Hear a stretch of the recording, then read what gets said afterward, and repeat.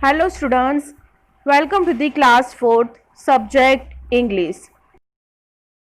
So today we are going to learn our second chapter, Scientists and Inventions. So let's get start.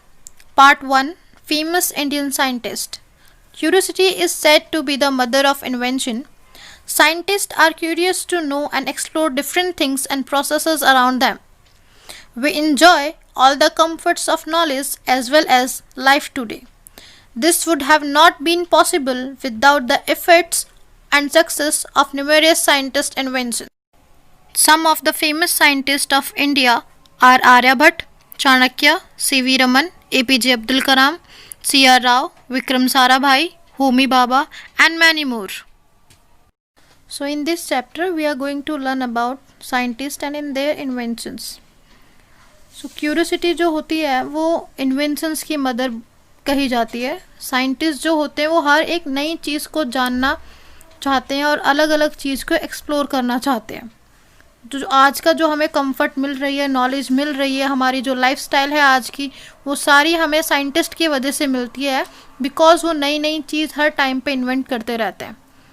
और ये सारी चीज़ें possible ही नहीं होती अगर साइंटिस्ट नए नए इन्वेंशंस नहीं करते, इफ़ेक्ट नहीं करते, वो अपने इन्वेंशंस में सक्सेस नहीं पाते. तो आज की जो हमारी लाइफस्टाइल है, जो कंफर्ट जोन हमें मिल रहा है, वो हमें नहीं मिल पाता. तो ऐसे ही कुछ साइंटिस्ट हैं जैसे कि Aryabhata, Chanakya, CV Raman, APJ Abdul Kalam, CR Rao, Vikram Sarabhai, Homi Bhabha and many more. So let us read more about some of the Indian scientists.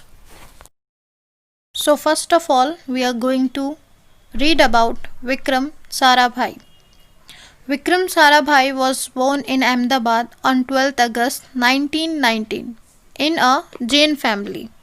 The establishment of the Indian Space Research Organization, that is ISRO, was one of his greatest achievements. He also supported Dr. Homi Bhabha in setting up the first rocket launching station in India. Vikram Sarabhai का जन्म अहमदाबाद में हुआ था 12 अगस्त 1919 में एक Jain family में. Indian Space Research Organisation, that is known as ISRO की establishment Vikram Sarabhai की लाइफ की सबसे बड़ी अचीवमेंट थी. उन्होंने होमी भाभा को भी हेल्प की थी, सपोर्ट किया था इंडिया में फर्स्ट रॉकेट लॉन्चिंग स्टेशन बनाने के लिए. Vikram Sarabhai set up the physical research laboratory PRL इन अहमदाबाद इन 1947. उन्होंने फिजिकल रिसर्च लेबोरेटरी भी बनाई थी अहमदाबाद में 1947 में. Is also considered as father of India space program. So now we are going to read about Dr. Homi Bhabha. Dr. Homi Bhabha is widely regarded as the father of India's nuclear science program. He was an Indian nuclear physicist and founding director of Professor of Physics at the Tata Institute of Fundamental Research. Doctor Homi Bhabha को mostly हम लोग जानते हैं as a father of nuclear science programme. Doctor Homi Bhabha जो थे वो Indian nuclear physics थे. उन्होंने ही Tata Institute of Fundamental Research को फाउंड किया था और उसके डायरेक्टर थे और वहाँ पे फिजिक्स के प्रोफेसर भी थे. So next one is Aryabhata. Aryabhata was an Indian mathematician and astronomer. He gave the concept of zero and the place value system in mathematics. जो आर्यभट्ट थे वो इंडियन मैथमेटिशियन थे और एस्ट्रोनॉमर भी थे. उन्होंने ही ज़ीरो का कॉन्सेप्ट दिया और उन्होंने ही कॉन्सेप्ट दिया प्लेस वैल्यू का mathematics. Now we are going to read about Sir Chandrasekhar Venkata Raman, who is also known as C.V. Raman.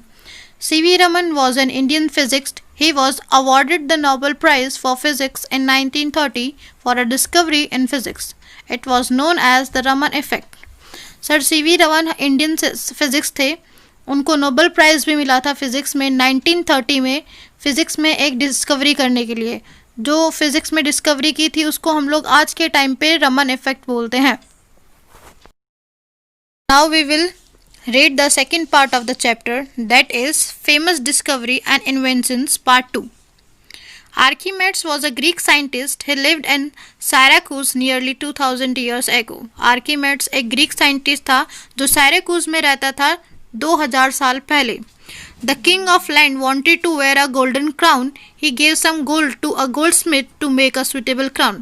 जो वहाँ का किंग था वो चाहता था एक गोल्डन क्राउन को पहनना, तो उसने कुछ गोल्ड सुनार को दिया एक अच्छा सा क्राउन बनाने के लिए. After a few days the goldsmith came with the crown to the king. The crown was weight. The weight of the crown was equal to the gold given to the goldsmith by the king. थोड़े दिन बाद gold Smith crown के साथ king के पास गया.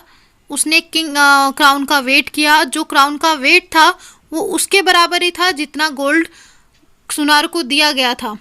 The king looked at the colour of the crown. राजा ने crown के कलर को देखा. He suspected that the goldsmith had stolen some gold. उसने ये सोचा, उसने शक किया कि गोल्ड स्मिथ ने उसमें से थोड़ा सा गोल्ड चुरा लिया है. But the king was not sure. But king अभी तक श्योर नहीं था. The king wanted to find out the truth. But जो राजा था उसको सच जाना था. He asked his court scientist Archimedes to find out.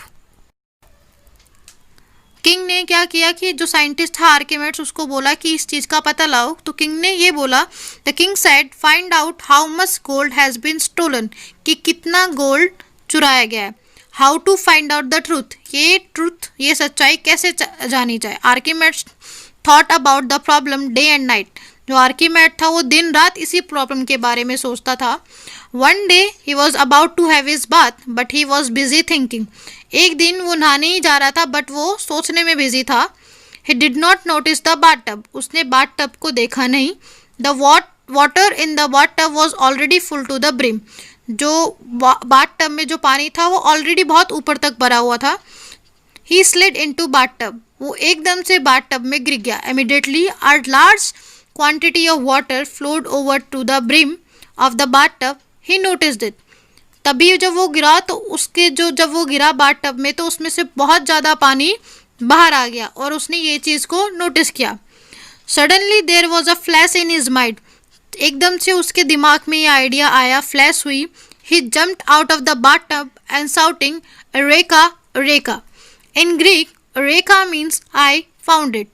तो एकदम से वो बाथ टब के बाहर निकला और चिल्लाने लगा, रेका रेका. ग्रीक में यूरेका का मतलब होता है कि मैंने ये चीज़ को ढूंढ लिया, means I have found it. It was found that different metal of the same weight have different volumes. तो इसका मतलब ये था कि जो अलग अलग मेटल्स होते हैं उनका सेम वेट जो होता है उनकी वॉल्यूम्स भी डिफरेंट होती है. Objects put in water will डिप्लेस the water. जो अगर हम कोई पानी में कोई ऑब्जेक्ट डालेंगे तो उतना पानी बाहर आ जाएगा जितनी उसकी वॉल्यूम है. और जितना भी पानी बाहर आएगा, सपोज कोई भी ऑब्जेक्ट हम लोगों ने पानी में डाला और उसके हिसाब से जो पानी बाहर आएगा is equal to their volume.